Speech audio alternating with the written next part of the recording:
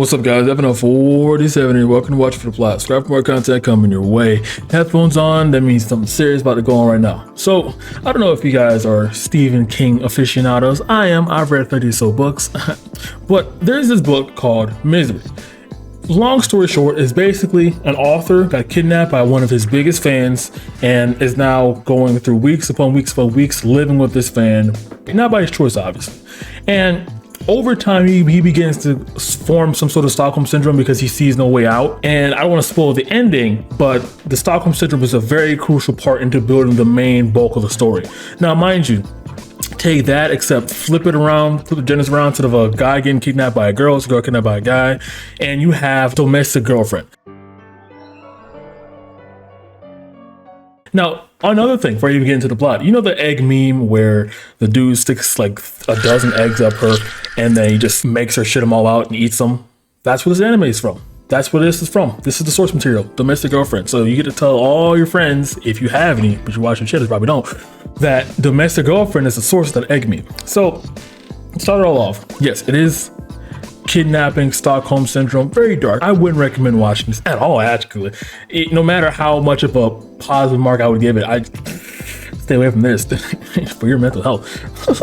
You have three characters, right? We have Shibata, Natsuko, and Soji. Soji is a degenerate scumbag, clearly, obviously given this show and the pretense I just gave you, and he's obsessed with Natsuko. Now, he has footage of Natsuko, just like there's footage of, people all the way back in Kaiben with the hidden camera shit. Yeah, imagine that, except someone gave him that footage, and he's using that footage not only for pleasure, but also to study her and give her what she wants if the situation comes where he does kidnap her. So he's been stoking her out for a month. She worked at the gas station, and he decides to finally pounce and take her, kidnap her. Before he did that, though, he went and attacked her boyfriend, who at the end we come to find out is not so much of a nice person as Natsuki thinks he is, but I'll let that set aside for now. So he beats up the boyfriend, kidnapped Natsuki, and now at this point, it just goes off the rails, right? It just goes completely off the rails. At first, he's treating her somewhat nice. He's like, hey, I like you. How you like my house? My house good? What's up? What's up? He's treating her nice, giving her treats that she likes, that he knew because he eavesdrops on every single conversation at the gas station he would stalk, because he was taking her out for a month at her job. And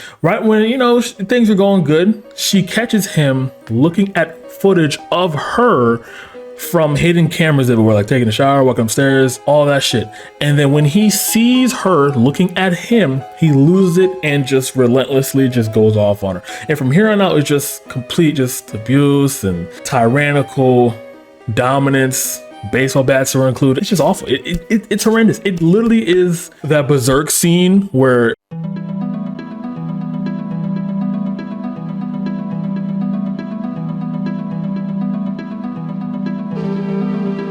on like an hour loop. That's what this feels like I'm watching right now. It's very torturous to watch.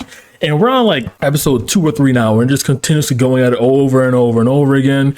He's obsessed with purifying her because he views Shibata as a demon who defiled her. So he's trying to purify her. Now, I don't know what kidnapping and constant sexual harassing and beating her up has to do with purifying her, but he's a deranged individual. We kind of find out it's been like a month, right? It's constantly every now and again, like there's like blurbs on TV showing missing girl. We're talking to the gas station owner, and the gas station owner's like, dude, it's been a month, man. How come you haven't shown any progress? What is going on? He's upset, right? Soji's sitting here like, oh, fuck. He's getting mad. He's getting frustrated, right? Because like he is getting away with it, and he's getting mad he's getting away with it.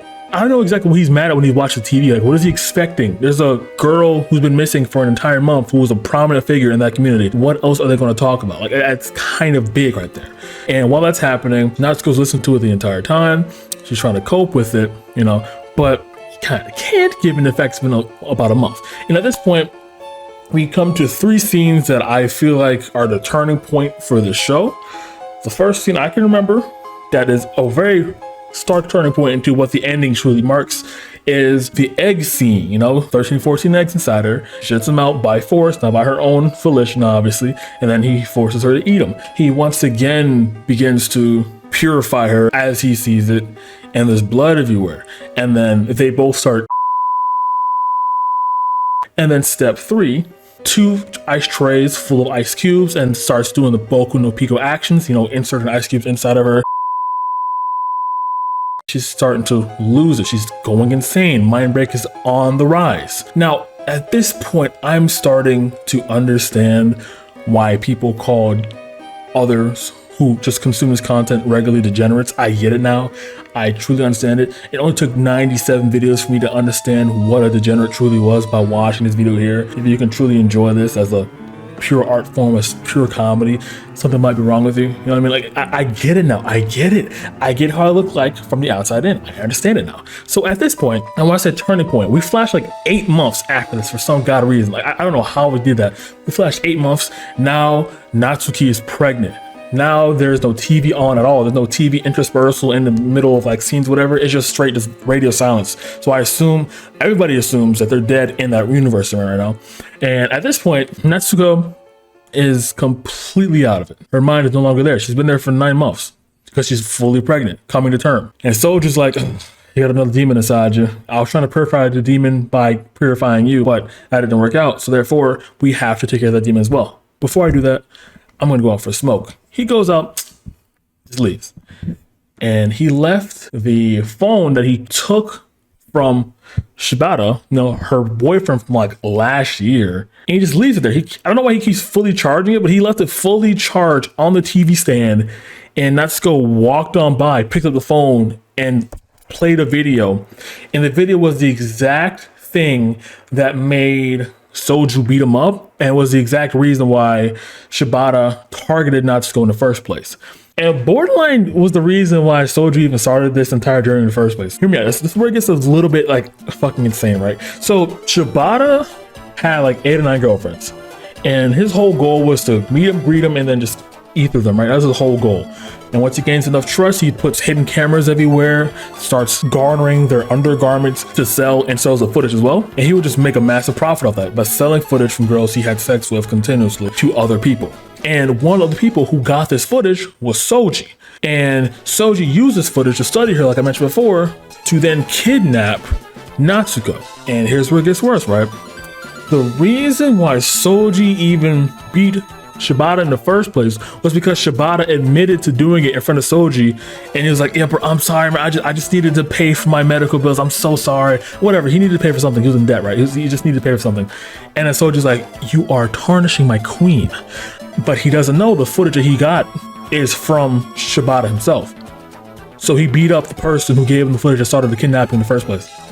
So it's almost like he did a positive and then took 27 steps back by kidnapping the person who's the content's about. And at this point, Natsuko sees it, she snaps, jumps off the building, lands on top of Soji.